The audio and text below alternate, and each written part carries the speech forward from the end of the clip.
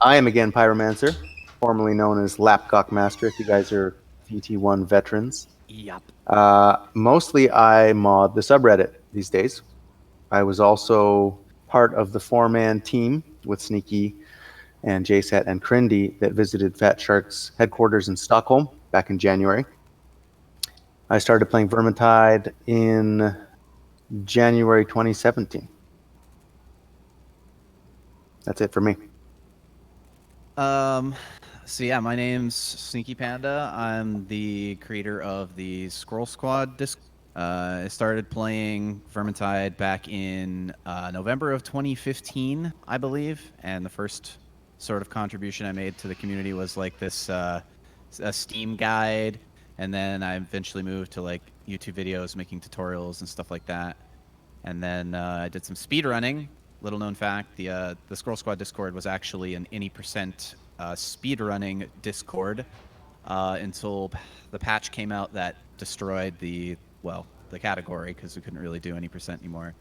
And then it turned into Scroll Squad, which is kind of like a community thing, basically. So I'm like the community guy.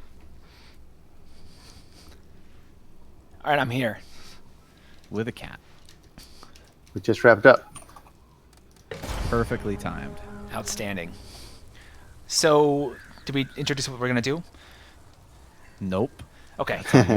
I thought what we're not here to do is talk about specific balance things with the interminable back and forth about, Axe versus Falchion or whatever have you. What we wanted to do is we've all been in the game for a while, and we wanted to step back and talk about the big picture, design problems, design opportunities, and such that have so the things that have been met and improved, et cetera, over the last 6 months, and where we think big opportunities are, right? Exactly so.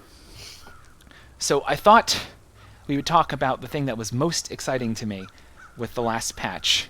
I mean, there's so much to talk about, but the most exciting thing to me is it feels like there's a real unique role, unique niche for slow two-handers that hasn't been there since 1.5 in Vermintide 1. Siggy? Yeah, the two-handers definitely feel really cool right now. And I feel like one of the biggest problems, and I think the others might agree, with V2 was that there were all these options available to you, but a lot of them were just kind of cut and dry choices. They were more like an illusion of a choice rather than a choice that was actually impactful to your playstyle. But now, with all of the weapons being rebalanced and whatnot, it seems like there is a lot more diversity in your play and more just viable alternatives for what you can select rather than just, this is the one you run, which I think is great. So the long-standing design issue. So let's go back. Let's go back early Vermintide 1. The one-handers, like the faster slashy type weapons, as opposed to like the two-handed hammer and the one-handed Kruber one-handed sword and the Kruber and the Sienna one-handed sword, which was kind of the meta, was that the one-handers really didn't have much of an advantage over the two-handers. They only hit a couple targets. They didn't do very much damage. They didn't have fast move speed while you were attacking. The attack speeds weren't that fast, and you didn't really have much of a dodge advantage over the two-handers. You had a small one, but not a big one, right? So there wasn't a whole lot of reason to bring the one-handers over the two-handers. Fast forward to, what was it, like December 16? So like a year after release of the full Vermintide 1? Yeah, Is patch 1.5. Patch 1.5. The patch. Okay, she's got to stop talking. We're trying to have a conversation here, Sienna. Jesus. So the big deal here is they make the weapons faster attacking. I think there was some small decrease to the amount of move slow associated with the attack chains on light weapons, and more importantly, there was a really big buff to their dodge range, and I think their efficient dodge count as well. But the bottom line is that we don't need to get deep into the mechanics. The bottom line is one-handers, the fast slashing weapons of all the different heroes, started to look a lot closer to the fast slashing weapons of Carillion, which were always high attack speed, high move speed, high dodge, right? And suddenly the things you could do in Vermintide were dramatically increased, right? You could kite hordes efficiently. You could solo. Once we learned how to wall scoot and stuff, you could solo hordes pretty efficiently and pretty safely. Yada yada yada. You guys are all with me, right? Just to clarify, he's talking about Vermintide 1. We're talking about December on of patch 16. 1.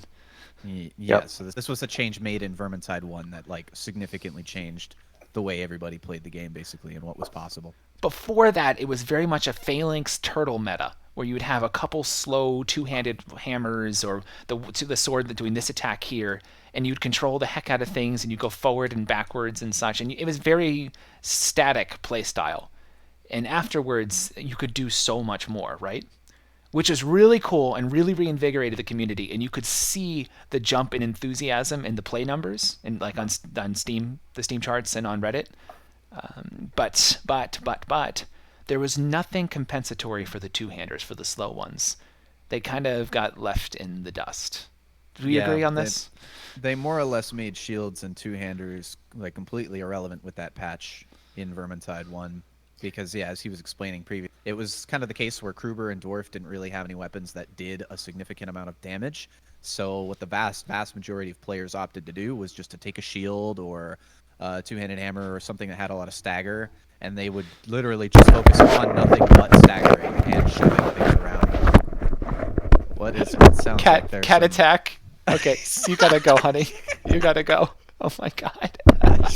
First Sienna, now the cat. So it took a while for the full implications of 1.5, right? It took a long while for us to really understand the implications, but once we did, the game was utterly transformed. BRB? Yep. Hey, can I just cut in with some perspective kind of stuff? I was thinking we were going to go even further back in terms of where we're at with the game, because I feel like Fat Shark's already been kind of arms deep in what we're talking about at this very moment.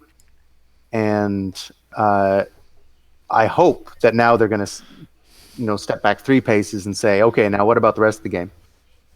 But I do agree that I think we're probably in a better place than we've ever been in terms of overall variety and balance. So I'm on board with that. To make it clear where I'm going with this, they introduced a new interesting role for what fast weapons could be in 1.5 in Vermintide 1. Again, we're talking about December or so 2016. We are now, and ever since then we've been talking about what to do with two-handers. And the best we could ever come up with is give them crazy damage and crazy range, attack range, right? Or make them just like the one-handers but slower. So all the mobility in the world. And Fat Shark came with solutions this patch. What are the solutions? Mass elite stagger, mass elite damage, right? These are huge changes. So you can do attack, and normally you can always penetrate multiple infantry with almost all weapons, right? Normal trash, but now you can infiltrate you can cleave through multiple elites. And that is a very distinct power, and it's very powerful, and I don't think we're balanced yet. But this is an interesting solution to what was before a design problem. And I think we have to give Fat Shark a lot of credit for the creativity here and the gall to introduce something as ridiculous as cleaving multiple armor units, right? It's very big change for the game, and I think it's a more interesting change than just making them godly at damage or making them as mobile as the one-handers. And I think that's a really cool thing. That was my favorite part of the patch. Yeah, and I think we also owe credit to Fat Shark here just on the whole approach of taking on this big balanced beta and really getting their hands dirty as opposed to tweaks here and there rolling out in little fashion. Because I don't think you could have pulled off something like this without really pulling a lot of things up by their roots. So that's another big thing to say, right? This was the first major balance shakeup in Vermintide 2, period. Since their initial gut check, here's what the balance kind of should be, with the game launch plus small deltas here and there. And they went through 4 iterations of the balance patch before they went live. Have they ever done that before? No. I don't think they've ever done that many iterations of a patch before making it live, right? And there is clear evidence of them listening to the community and specific changes, right? I mean, they've got to have their own artistic vision and go forward with it. But on some specific things, like 2 efficient dodges for the two-handed hammer, there's evidence that they listened to the community and they saw what was good and what wasn't and tweaked it. Like the temp health numbers, they tweaked 3-4 times to a place that's much more reasonable. I'm Yeah. really this is awesome evidence, guys. This is awesome. And they said evidence. something about wanting to streamline that process, wanting to get more rigorous, wanting to do more iterations. I think they declared those intentions, and yeah, we have it here in front of us that they're serious. It's pretty cool. I'm struggling to hear myself over Sienna and Kruber. Yeah, I've turned mine Turn it down. down. I had to mute it. They're just going off. They got a lot to say. It's good though. It's personality, but for right now. So All right. big changes. There's some interesting design problems that they've solved with this. Now it's not 100% done balancing, but that's awesome. Did you guys, by the way, did you catch the interview with the CEO that was on, what was it, PC Games Nation a couple weeks ago? Yep. Nope. So I just wanted to draw your attention to like one or two little quotes from it. One of the big things that stood out for me is, well, we'll talk about this one in a minute, but long-term content, quote, "We don't need to stress about things. We don't need to jump onto the next project and just leave a few people working on Vermintide 2, with the rest of them working on something new. It's been 8 months since launch, and we have all but 5 people working on Vermintide 2 in the office." And I know there's some line of thinking that, of course, they've all been working on. They've been working on the console updates. And there is some truth to that, but I don't think there's a tremendous amount of truth to that. And this set of patches right here is really solid evidence that they're actively working on making this game a better game and are committing to introducing a lot of content for long term, which is cool. Yeah. So, finish your thing. I'm going to come back with something. Do something utterly different. Well, sort of. Go ahead, What I just was go. saying earlier. So you said, like, this is a big deal. This is the 1.5 of Vermintide 2, right? A real shakeup, and we think they've succeeded, which is not trivial, right? That's hard to do. They worked hard on it.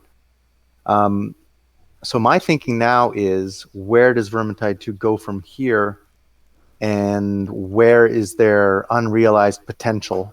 Where have they kind of already plucked the low-hanging fruit?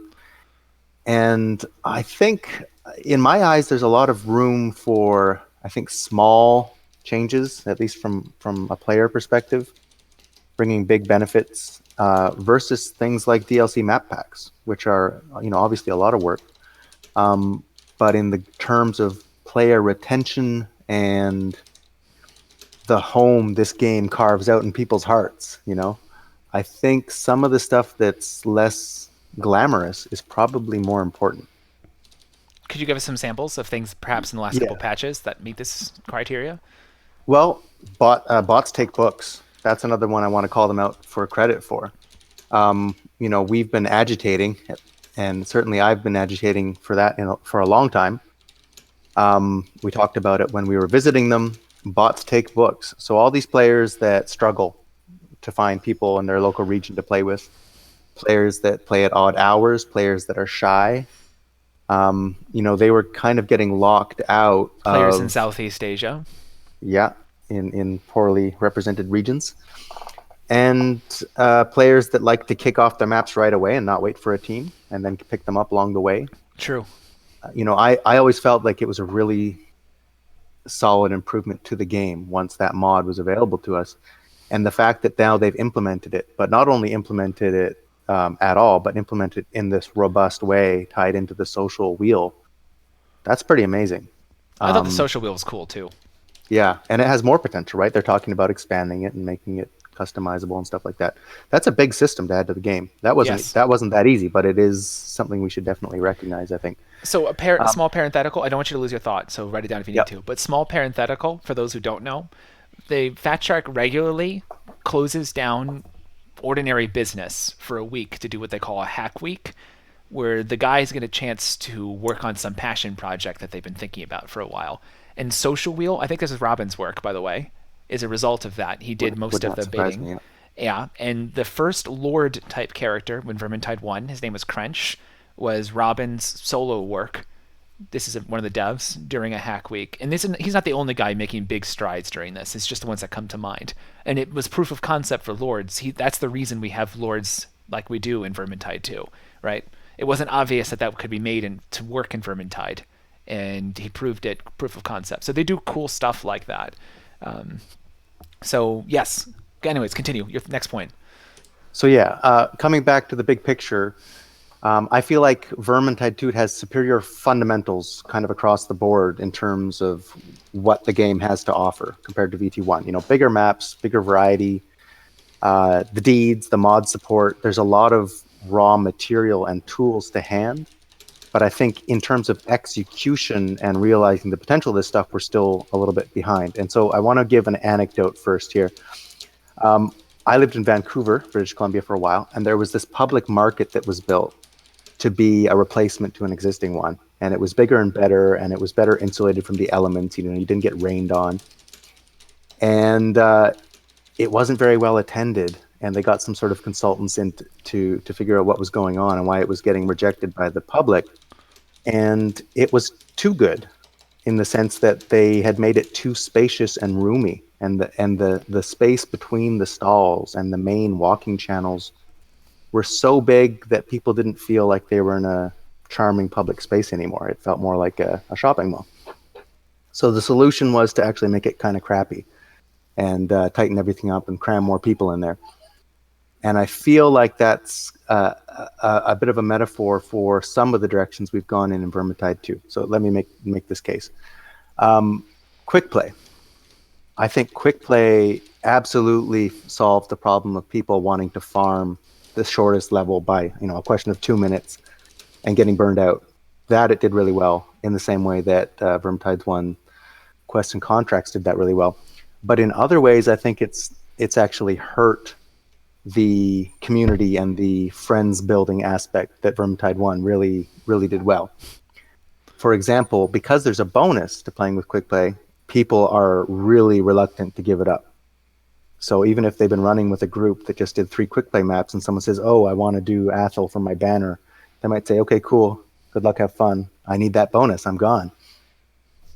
So there are some things that looked, I think, bigger and better on the surface, but carried some kind of hidden downsides or hidden disadvantages. And I think this is the right time for Fat Shark to step back and look at the systems in place, from loot to quick play to deeds, and ask if they're all pulling their weight in terms of helping people have fun with Vermintide. So what are those mechanics to discuss? Go. So it's maps, it's quick play, deeds. Quick play, deeds, yeah, mutators. I think you and I agree that the right place for deeds is mod system. Yeah, not mod no system more, in vanilla. Yeah, and the keep, I think, is yeah, that's you know, the banners are up high and out of sight, and they don't. Yeah. It's not doing the same work that the inn did. It doesn't have the charm. That is true. Doesn't. Yeah, and that's what I put. I put charm as a big entry, and that's hard to recover from. And I think some things are unavoidable, like the trinket slots. I think the trinkets, I don't care no what flavor, no picture flavor. Is. No interest Yeah. at all. I don't Yeah. even know for sure which one's the trinket and which one's the charm, and I don't care. You know.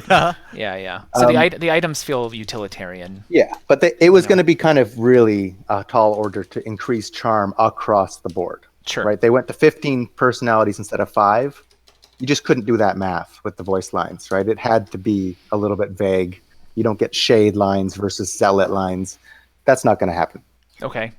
But I do think we're suffering from that public market phenomenon a bit with the keep.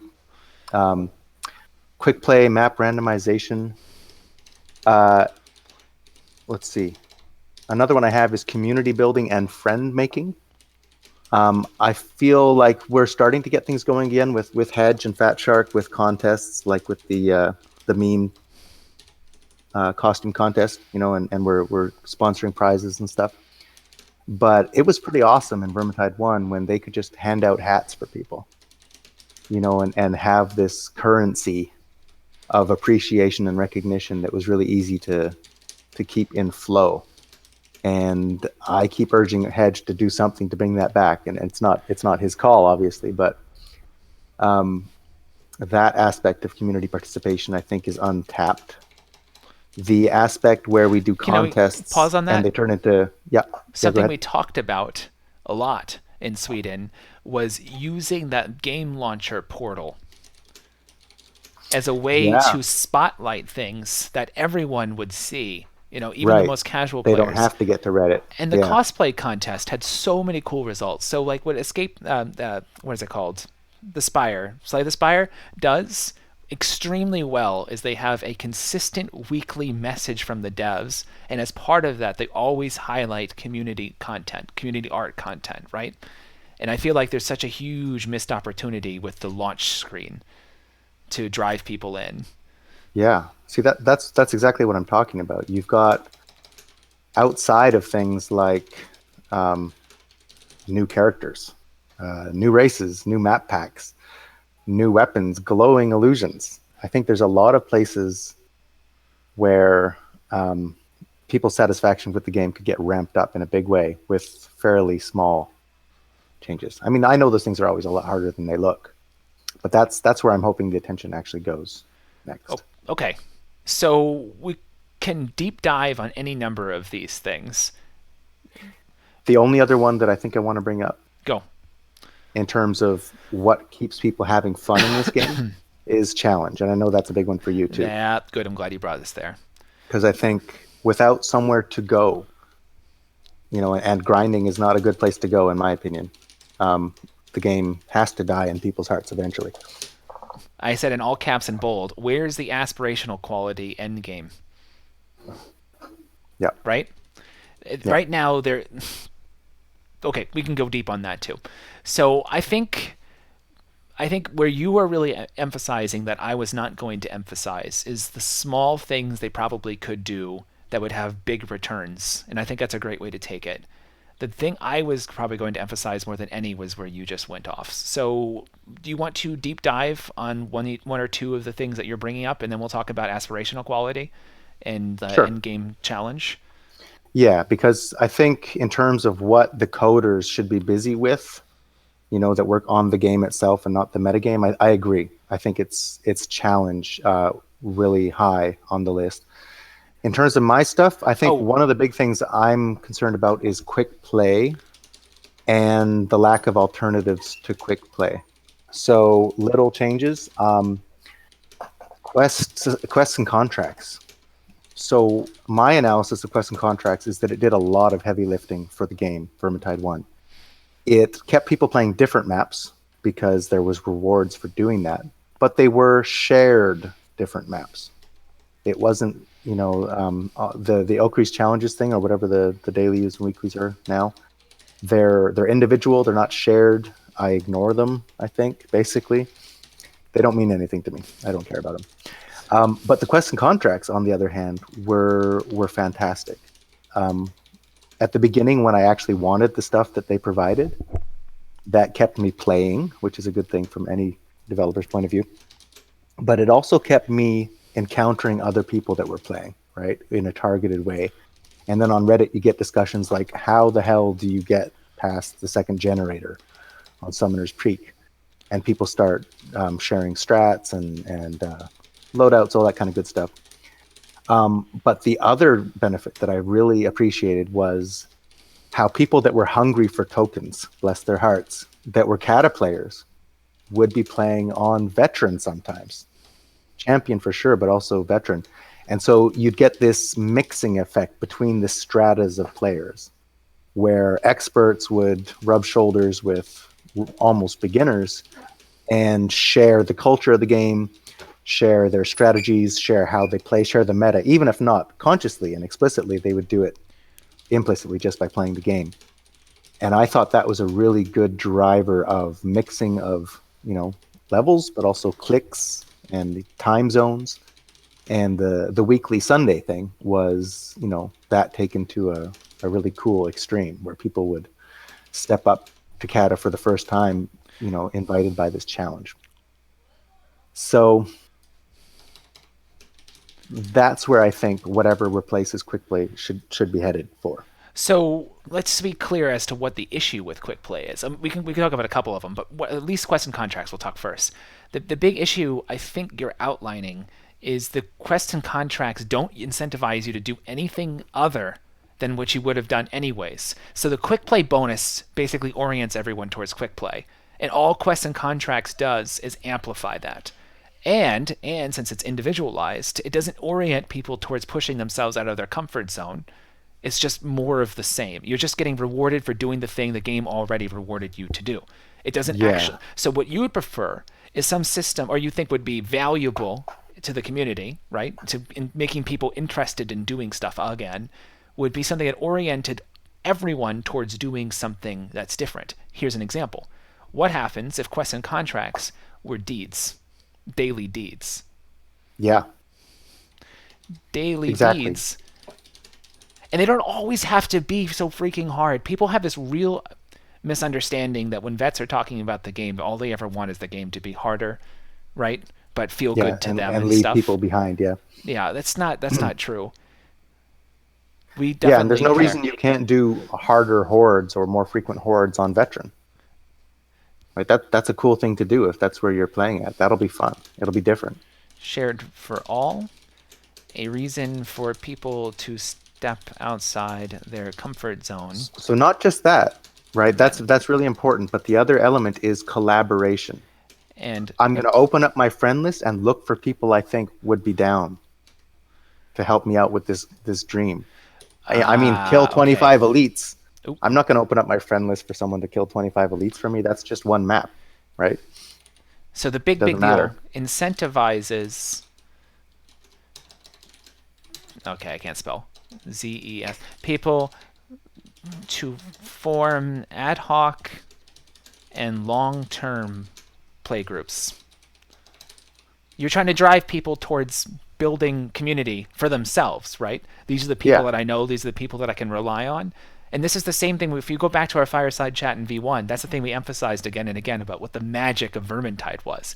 The magic of Exactly. Vermintide was you went out, you played random stuff, and you noticed that your success, you meeting the challenges you wanted to, you accomplishing what you wanted to do, was very much determined by how well you worked with the other people you played with. And as a direct result of that, you went out of your way to make and keep long-lasting relationships. Long before I was on Twitch, long before anyone knew who the heck I was, my friends list was completely filled on Steam. Why? Because every time I played with anyone who was worth a damn, and on a mic, I friended them. And I'm not the only one. I know Panda was very similar.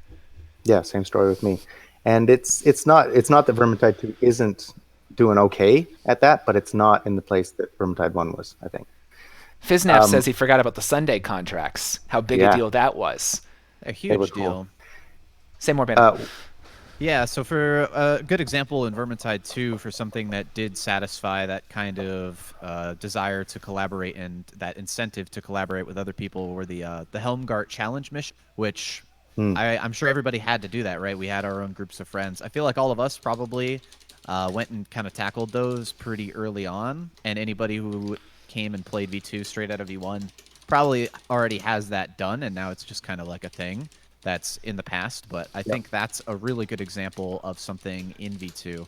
It was basically the equivalent to the achievements in Vermintide 1. I think they were inspired by them, really, because there's a lot of similarities there. Bringing barrels to the end of the mission, like was, in Vermintide 1 we had kill so many storm vermin with lightning, stuff like that. Those are really creative, where it wasn't just finish this mission in this amount of time, or finish this mission without taking damage, or just normal things you would do in the game. It was just silly things like, I'm going to sit here and shove a storm vermin around, waiting for lightning to kill it. All right, now it's like, how do we... You're not normally thinking in that frame of mind, and it forces you into playing different loadouts and using different traits and stuff like that, or at least that challenge specifically did in V1. So I like those silly things. They're really interesting, and they bring that collaboration in, but they also bring some much needed variety to the game. It's not just the normal. The normal is, how do we maximize our damage? How do we kill stuff? How do we get loot? And then this is just like, all right, how do we do this completely absurd task? It gives you a reason to hang out with people and use your brain a different way. And I think you pointed to both the strength, all those things you just said are strengths about those things, and then the weakness was, it was kind of one and done, right? Like, sure, if someone says, hey, can you help me get my kite, the Chaos Warriors thing for Righteous Stand, you might say sure. Definitely. But if they came up once a week, that's an engine of a lot of I think, fun and playtime. Okay, so hold on, because now we can translate this over to what the CEO was talking about. One of the big things he emphasized is he wanted more people working on temporary events. Yes. And this is what we're talking about here. When we talk about temporary events, yes, you can do the cool one. Like, remember when they did the everyone has to kill so many things? I mean, cool, Yeah.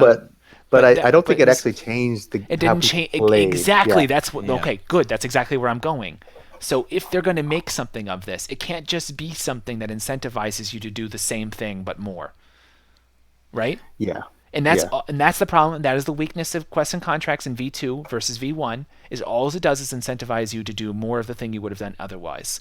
It doesn't step you outside of your comfort zone. It doesn't challenge you to do anything different. It doesn't incentivize you to do anything different. It's just more grind. I feel doesn't like encourage you to reach V2 out to strangers. V2 is so centered around the loot grind, and it feels like such a miss. I mean, The yes, that's challenges important. are a lot but of the same as well. Like many of the challenges revolve around doing the thing that you would already do, like complete all these missions with every class, kind of thing. Yeah. There's some nifty ones, like the Helmgart challenges were a huge success, and I like these ones with the enemies as well, like kill an ogre in midair or kill chaos spawn while it's grabbing a player. Those kind of things are like really cool because they're gonna require nuance and coordination, and the objectives aren't just the normal objectives of the game: kill stuff, finish the mission, get books, get loot. you're talking do about the this. Bogenhofen challenges right now, right? Or the Helmgart ones? The Helmgart mission challenges, but also the enemy challenge, I think are Yeah. examples of good ones. But the ones that are just like, I don't know if I'm ever going to complete the what is it, Pantheon of Legend, just all missions as all classes. Yeah, it's just a grind one, right? It's just it's just a that's- completionist one. It's a- And it's a completionist grind. completionist challenges, no problem with them. Go ahead and put them in there. Some people like them. It gives them a reason to play and do the things they do. I feel no problem with that. But we're saying that you need to do some of the things that. And by the way, the cool ones in Bogenhofen, that was Moria who made them. Yep. Yeah. So these innovative things, they're cool. But the thing is, they can't just be a one-time thing because it's not recurring it's one and done. things. Yeah. Even you know what? Even if they literally done exactly as much work as Moria did putting these together, right? But instead of just dumping them all on day of release, but if they just if they just instance them every other week for a while, and this was get the more value out of them. challenge of the week, Yeah. so it could orient community play around it for a while, that would have been Yeah. much more valuable. Yeah. Then 'Cause just looking at that book right now, I'm just like, there's so many. Like, where do I even start? And any effort I put in, I could put in 10 hours. I wouldn't put a dent in this thing, so it doesn't feel as You're talking rewarding about as the- it would be. the completionist ones being mixed in with it. Yeah, it's like it would feel a lot better if it was like you were saying, where it was introduced for a certain period of time or whatever. Then everybody would be on to already do that, and it would be easier to collaborate to find people who are also looking to do that. Because Yeah. right now, if you're a new player, you want to get your Helmgart mission, challenge mission. The only people who are going to want to do that are like close friends that are already close friends with you, or people who started playing the game around your time as well. So it's like you're not going to encourage that kind of, you're not going to make it easier to network with people. So we're talking about goals. A lot of what we're talking about right now is moving goals away from having to, one, have goals you come up with yourself, right? Or two, the obvious loot grind goals and the obvious finish everything goals. We're talking about introducing endgame. This is all we're talking about endgame right now. It's player attention Well, too. I think the making friends thing starts right at the beginning, right? It's from the middle to the very beginning, including the end. But it's more of the culture and atmosphere. If you think of traveling in like Sweden, Nice. for example, right, and you need to get from the airport to the train station to downtown, it's a Scandinavian country, right? But people speak English. So if you have trouble, you can ask somebody. But in the meantime, everything's labeled. You've probably got an app on your phone and free Wi-Fi. You can probably just sail all the way downtown and never have to talk to a person, which is a blessing and a curse. You try to do the same thing in Belize, right? And it might be just like, I have no freaking idea which bus to take, right? So now you have to probably talk to that other backpacker that's on the other end of the bench from you. And that might be your best friend 10 years from now, right? I So- feel like some of what we're talking about here is pushing the culture one way versus the other way, if that Oh, makes any sense. okay, but we can generalize as to what you're saying, because I think you're saying something very specific. You're saying that making content that is consumable, beatable, without special effort outside of what you would normally do, has pros, which is it's 100% accessible, but it misses so many opportunities to force people to bond and coordinate it and get into the community and log on to Reddit and all of these other things. It misses. Is this what we're saying? Yeah. Yeah. Force versus incentivize is a little question of nuance, but that's where a lot of charm comes from, I think.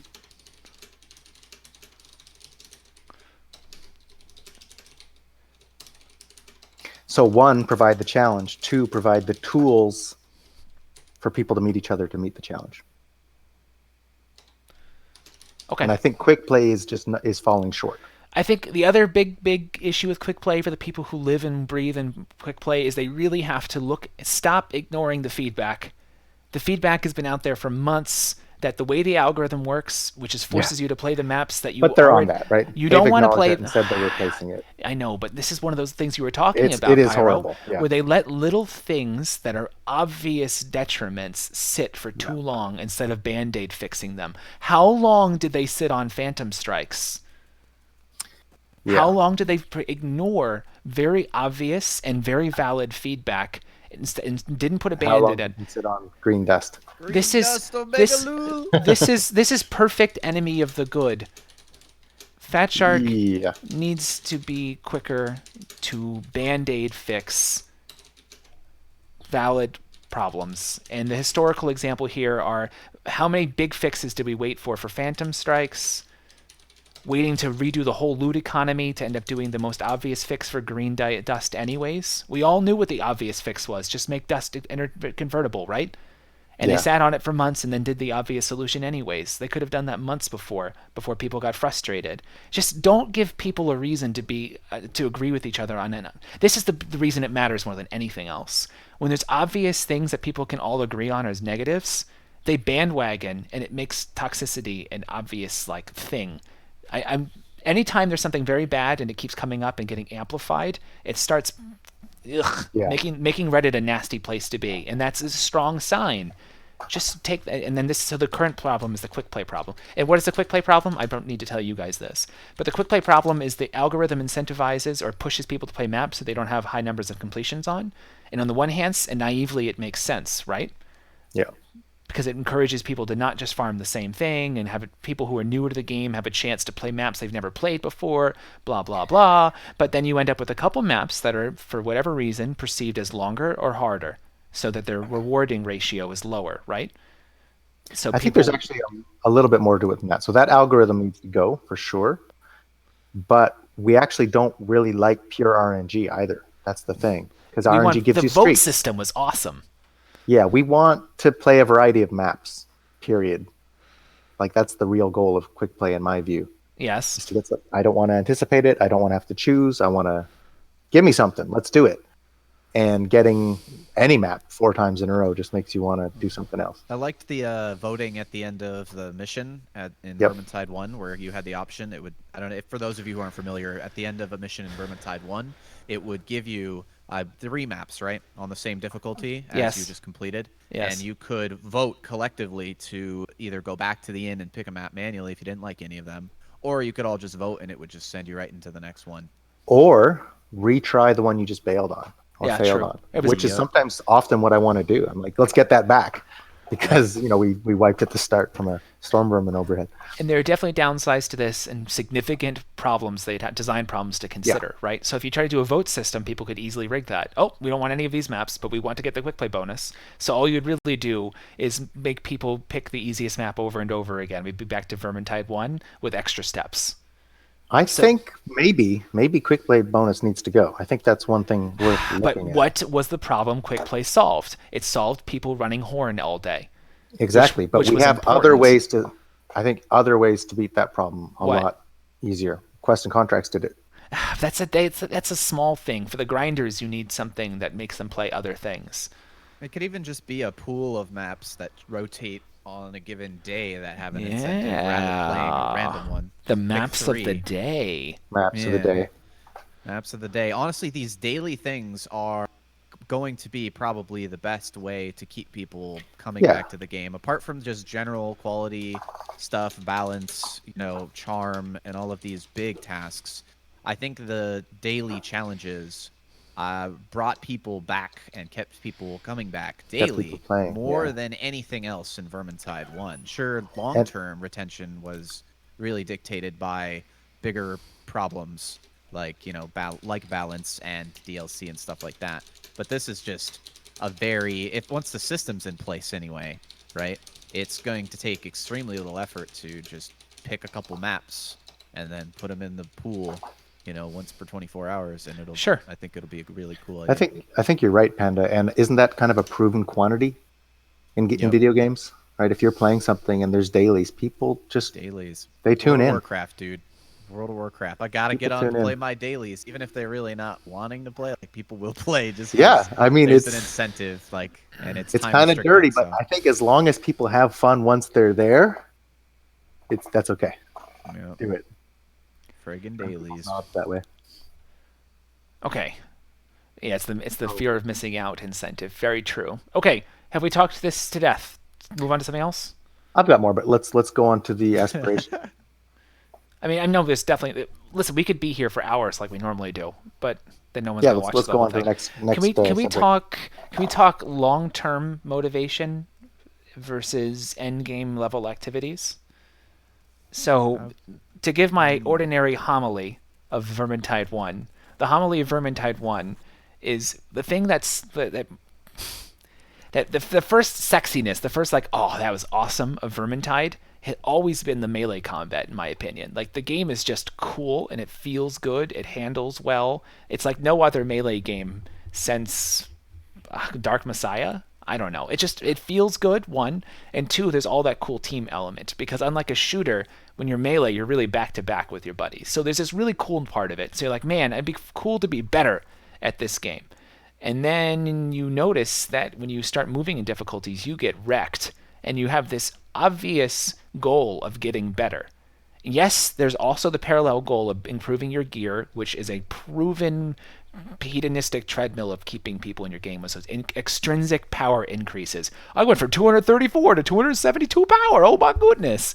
But at the same time, you have this motivational goal of I wish I could beat X. And a lot of that involves learning. And honestly, in Vermintide 1, through the end, I really felt beating all the maps on Cataclysm involved going out and meeting people and socializing and getting outside of your comfort zone and all those things we were talking about before. Do you agree with that last statement? That was my experience. For most people, you couldn't just grind out quick join to complete that goal. So I feel like in V2, we're at a state right now where Legend doesn't have that same aspirational feel of Cataclysm. One. And two, it's been months, the player base got better and better, and we never introduced Cataclysm, we never introduced Legend Plus.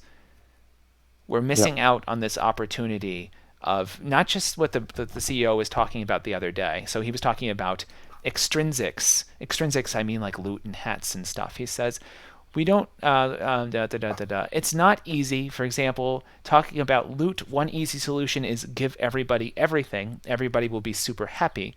But that doesn't work. Everybody will stop playing because there's nothing to long for. That's something we have to struggle a lot with, finding the right balance, especially cosmetics. People feel like, oh, you're holding back for some devious reason. It's not that. We just want them to be scarce. We want people to long to get them because we know if everybody has 100 hats, nobody would be interested in hats. Correct. You need to have that same mentality, but talking about intrinsics, talking about the feeling of completing X, the challenge of completing X, gearing up and creating strategies to complete X. And I know not everybody is going to do it. I'm saying that the existence of these things in the game is going to increase retention of players that otherwise will leave. And it's going to increase community because people are going to have a reason to get out of your comfort zone and meet people. And it's also going to increase community in the sense it's going to drive people onto the forums and stuff to look for strategies and to look for other people to communicate with, to look for content that's going to help them.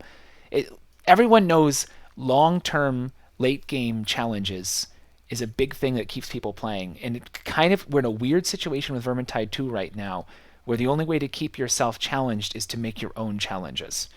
And a lot of people don't like that. It doesn't feel as good. It feels arbitrary for a lot of people. Yep.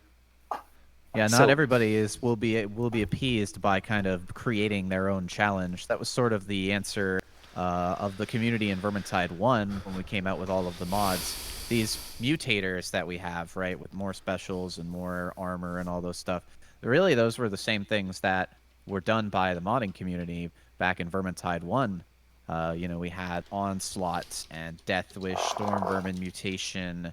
We even had mods that were just only specials but crank up the frequency of them. All sorts of stuff like that. Or like allowing you to run dual melee weapons or, weapons that don't belong to your character. And it was a lot of fun, and you could pretty much put the level of difficulty up as high as you wanted.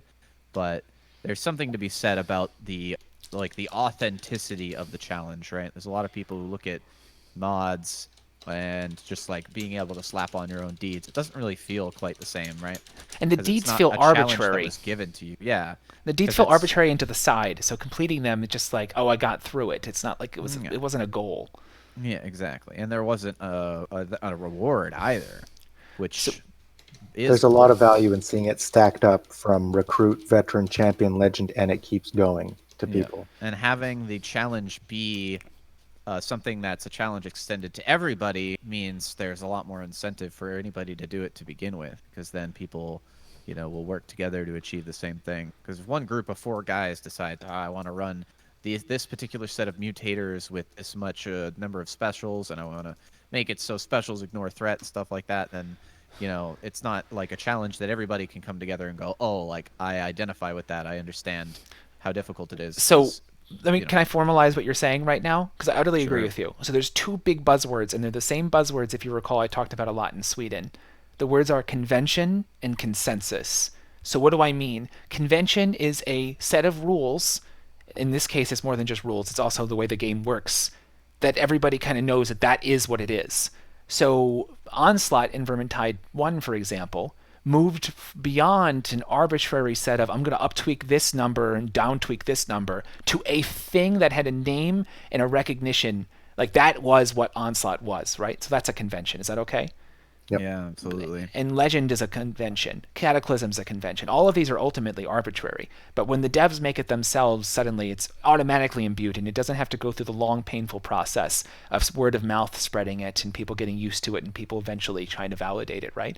And this is the problem speedrunning has in Vermintide 2, but that's a whole different conversation. So that's convention. It's very hard to make your own conventions stick. I've tried to help influence the community towards various conventions. It's messy. 1, and then 2, once everybody recognizes that something is a thing, that is a distinct convention of playing the game, consensus grows around, hey, doing that is a legitimate challenge and doing it is a legitimate accomplishment. So good for you, And Vermintide 1, beating all the maps on Cataclysm, for example, it was obviously a convention, and no one in the gaming community needed to come up with the idea it was a convention. The developers just made it a convention. But it was a strong consensus that doing so was a legitimate challenge and a milestone, right? And I feel like we don't have conventions and consensus outside of really anything in Vermintide 2. There's full book runs, but nobody considers that a thing. Is there anything? There's true solo to a degree, but people see that as an ego expression a lot. So it's in like public, like is there anything that's popular, like widely known about? Not really. Like in V1 they were standardized, right? Deathwish and Storm Vermin Mutation and Onslaught were all things that were standard. It was a standard set of rules. You didn't tinker with it and build your own challenge. It was a challenge that was already ready for you to hand it. A community acknowledged consensus, right? It was hard to build those things. But it took time. There isn't anything equivalent to that in V2 yet. Okay, so why not? Vermintide 1 just playing the deeds, right? No, but deeds people just take as just an arbitrary thing they kind of do sometimes for a little break or loot. Like it's not considered to be this thing, this convention, this challenge convention or goal that you're working towards that other people agree upon is a thing. Yeah. Part of it's the randomness. There is. It's kind of I don't slowly know if growing. anybody really plays it though. I haven't touched it really. Very few people. So why?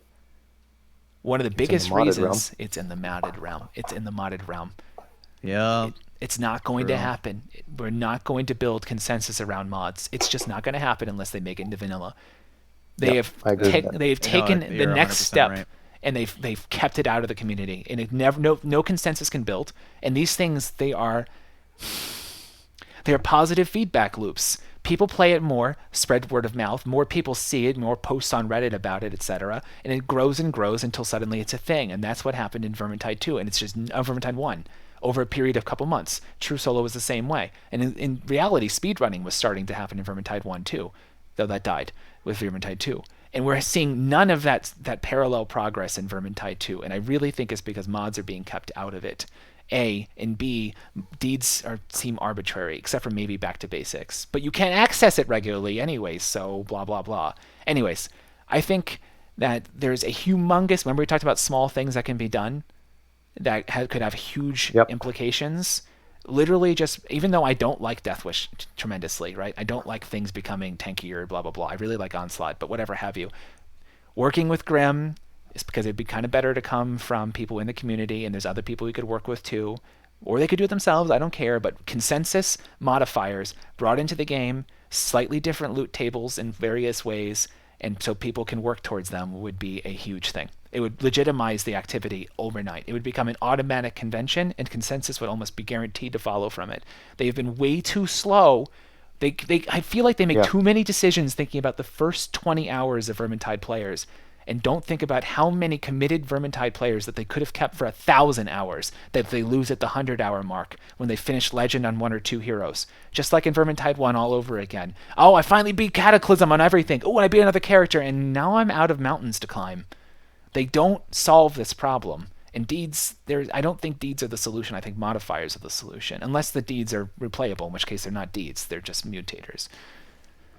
Yeah, I think, do you remember in Sweden we talked about deeds as this cool wild card kind of, we could do a lot of stuff with this That's framework. how they talked about it. That's about that. That's how they talked about it from before Sweden. They talked about that on stream and such.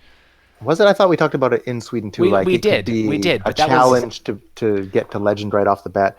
But things like escort the princess or carry the barrel, that's what I think should be heroic deeds. You could drop those. I dropped a really rare, funny. How about a deed where everybody gets to mix loadouts, like this meme that's going around right now, right? So it's a drop from Legend or whatever. Like what Sir Adale did, where your weapons randomly change every minute, like Gun Game and Counter Strike. Well, what people are doing with the player list plus, it's an exploit right now. Let's not talk about that. Well, it's already fixed, I think. Oh, good. But the point is, it's silly and fun. And that's not necessarily a bad thing sometimes, right? So if you put that kind of stuff into heroic deed, that's what I think should be there. And then the actual deeds we have now should just, those are modifiers, those are mutators. Just, they should be accessible. But the heroic deed framework has potential. It gets advertised in the launcher this week. Make sure you have a look out to score this heroic deed. It's really funny. Everybody's dressed up in hula skirts, whatever it is. We're not playing Fortnite, obviously, but that's what I think belongs in heroic deeds instead of what we have now. So, to summarize... Because deeds are necessary for challenge. Mod status prevents consensus around... Prevents consensus from forming for various challenges... I went off on a tangent there. And deeds are not the answer. Deeds are not the answer. So the thing about modded realm versus official realm is that it's kind of funny because when we didn't have that distinction, we had to build the consensus convention ourselves. And it was tough, but it worked in the end, generally, via Reddit, via Discord, whatever. Yeah. It took months. But it was getting there, and it was growing. Yeah, and it worked. It kept people in the game. And honestly, I want to talk about this later. The loot aspect. I finally was satisfied with getting reds via Deathwish full book. Like, it finally felt like a good return on my time investment in terms of loot. Yep. But right now, this distinction and the fact that something has not been whitelisted, it's actually worse for the convention, I think. Death Wish is available, it's coded, you can do it, but you have to turn your back on the convention to go play it, which is like worse than it was in Vermintide 1, I think. It's even less legitimate. They need to pull the trigger. They need to whitelist this stuff. To pull the trigger on bringing mods into vanilla that change how the game plays. They've got no momentum. Why would the modern community want to spend all the time? Why hasn't Grim finished Onslaught? One word answer, right? Vanilla. Why? What point? Why would he go through all that effort when there's no way it's going to get widespread consensus? They've stifled the modding community with this too. They're going to focus on little things that might get whitelisted, because why work all that for 30 people that play in the mod realm, right? For the super hardcore that know each other. Yeah, again, lots of potential, enormous potential. And I'm very grateful that we have this bulwark against cheaters and griefers, because that sucked. But yes, at the moment, I think it's hurting the game. Yes. Yeah, it's also creating a divide too between the people who are devoted players, and they're just not intermingling with the public anymore. Correct. They've already got their loot, and Vanilla Legend just isn't enough to entertain them anymore. So, like, what do? They go play on the modded realm, and they go create their own challenges. But that means the things they're doing are esoteric. They're irrelevant. So one of the biggest impacts of this is not only that the modders are not incentivized to keep making cool stuff. The hardcore players are not incentivized to put out content, because the typical person is like, this is cool, but it's totally gee whiz for me, right? Yep. It's and in totally terms of gee effort whiz. to reward ratio, like, if you have a community of people who are willing and motivated to create content for the game for free, then it would be a wise decision to let them do it. You know? Sir Adale's Twitch intervention tweaks are insane. They have so much potential, and they're just languishing. Yeah. None of the mods are really So- taking. Yeah. I just noticed in chat someone saying, well, what about console, right, with mods? Good point. I think that's a good point. I think the vision we had coming from Sweden was things come in as mods, they get whitelisted. If they get picked up by the community and appreciated, they're kind of on a track to go into vanilla. That's Start as like, mods. why wouldn't you keep, promote Death Witch to write over Legend if it works, right? And I think that's how console would get eventually the benefit of the modding community stuff, because that's a natural progression, I think. And it could be, again, that what we have here is a perfect ending of the good scenario. So why aren't they whitelisting Death Wish to go conspiracy mode for a moment? Maybe they do have 3/4 of a new difficulty worked out. Correct. Oh my God, this is so almost certainly the case, right? Or even maybe they just have a plan for it. But go ahead, continue. Yeah, exactly. So we know that this is an institutional kind of cultural thing where they want to do it right, they want to do it properly, and it can just go so slow that from the player's point of view, it's like they're not paying any attention at all. Guys, we could have had Death Wish live as a mutator in June, and Onslaught probably by July, right? Yeah. Yeah, and mutation takes literally, it's like 7 lines of code, so that would have been instant. Mutation is the most simplistic thing ever. And we could have gone we could have had an amazing Twitch intervention live by now, and we have nothing. We have nothing building. And I tried to push it. I tried to push it with the mod challenge, and it blew up in my face. And I understand why, and I'm not mad at anybody for it. But it's because it's exactly what the community was telling me is the same thing that we are now telling Fat Shark, which is we don't care about mods because it has nothing to do with me. And that is such a wasted opportunity. And it's been almost a year. It's got to change. And I don't think so. You heard the CEO talking about the loot and how important it was for them to have people striving for loot. And I think that's just the way the games work, right? Yes, you need to have something to look for. Are they worried about breaking their loot system if they bring in mutators and let the mutators get extra loot die or an extra, Grim, or what Death Wish did in Vermintide 1? I think they just should not worry very much. I think that problem solved itself.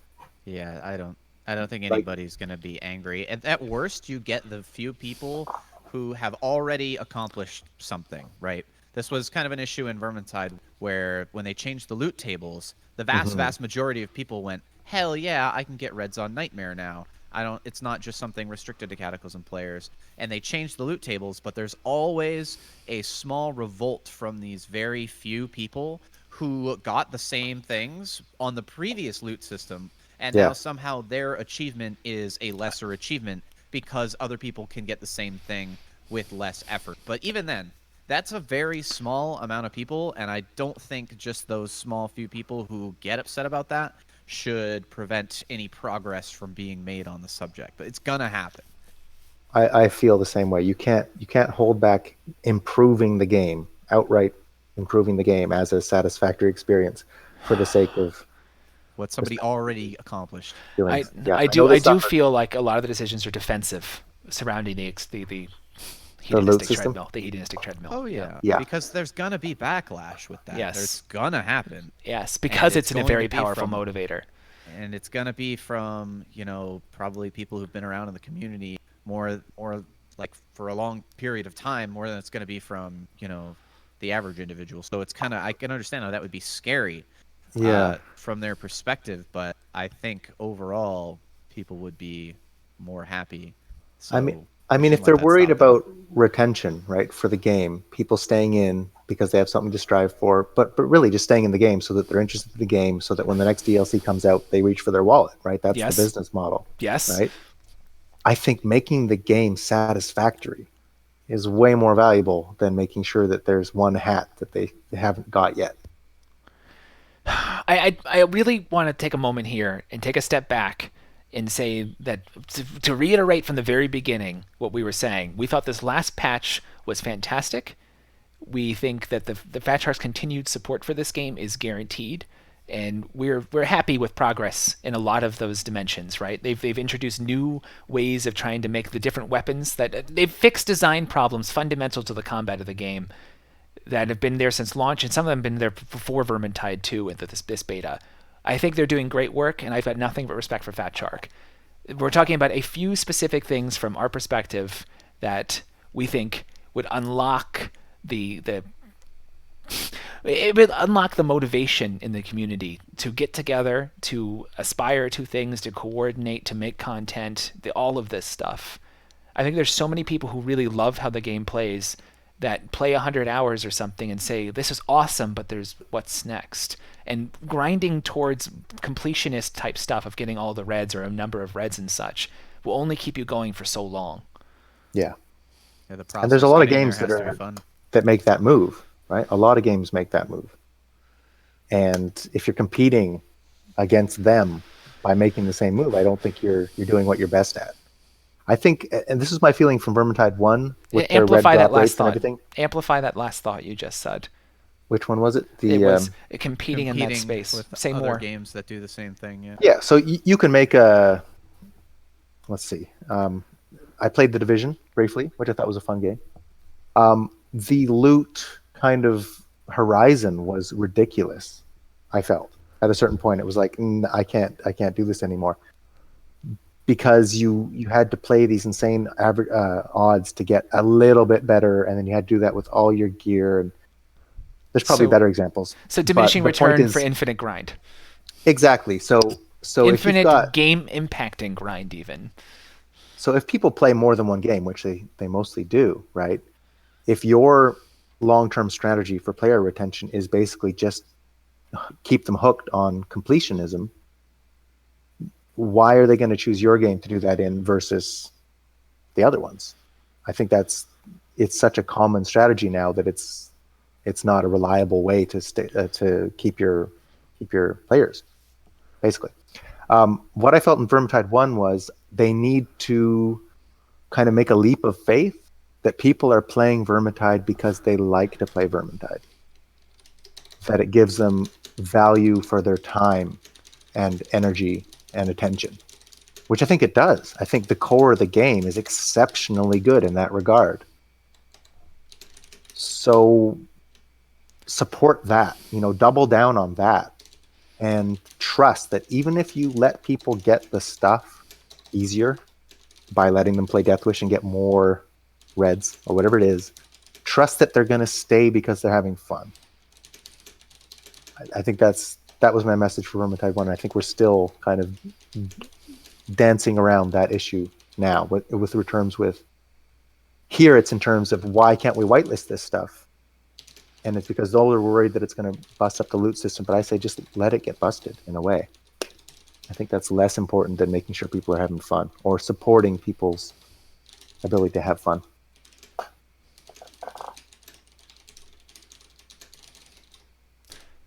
Well, what do you mean, Borderline Ranger? I think that was really well said. I almost think we should just end on that. We're at the hour mark anyways. We're over the hour mark anyways. Hey guys, let's just have fun. Anyways, a lot of love to you guys. A lot of love to for Sneaky, Jay, for doing this. I think Absolutely. There's so much enthusiasm in this community. There's so much enthusiasm. There's so many centers where people come together and like share their love for the game and try to make the community better. I'm talking about Squirrel Squad. I'm talking about lots of people on Reddit. And I'm talking about just even random people in the community that go out and do nice things. And I always think about Dan Weber, aka Walrus, and Crindy here, and their multi-year history of going out and being helpful when people have questions on Reddit or on random forums. And I'm sure there are many other people out there I'm just not as in touch with. Like, there's so much enthusiasm on our end of the table for the game and for the community, and on the Fat Shark end, there's so much enthusiasm for the game. We've met these guys. We know they love this game. This is their number one focus. And I want to stress that they're not dumb. I guarantee the types of conversations that we had today mirror conversations they probably have almost on a weekly basis, right? Yeah. You have to understand that this game is their baby, right? And you, like any other parent, you're scared to make big changes. And I think Jay, summarizing by saying make a leap of faith, and Jay, aka again Pyromancer, is we're basically trying to say is we understand that there's a lot of fear that when you start messing with that motivational engine of extrinsic rewards and stuff, things have a chance of blowing up in your face because it is so powerful. But some of the most dedicated members of the community believe in you and believe in the game, and that if you pull the trigger, we think a lot more people, of opening up more ways to play, more people will stay long term. Anyways, I really can't believe like 150 people sat and listened through all of this, and the X thousand that'll listen to on YouTube. But as usual, I know I missed a lot of really interesting things in chat, and what I think I'd like to do is we'll post this on Reddit, and if you have things you want to get in there and get to us, and more importantly get to each other and to Fat Shark, you can post them there. I'll read everything. Again, Pyromancer reads absolutely everything, and if we get some real good stuff, maybe we'll do a re-attack on this sometime in the next couple weeks, based off If not, then next year. Yeah. Sneaky. God. Thanks, guys. Would you close us off with a prayer? Our Lord and Savior, Sigmar. No, what are you doing? By the way, there needs to be a battle chaplain for the dwarf, which is just got Sneaky Panda's bald head with his goatee. It's the mask that he wears. Okay, I've lost my mind. I'm done. Thanks so much, guys. Okay,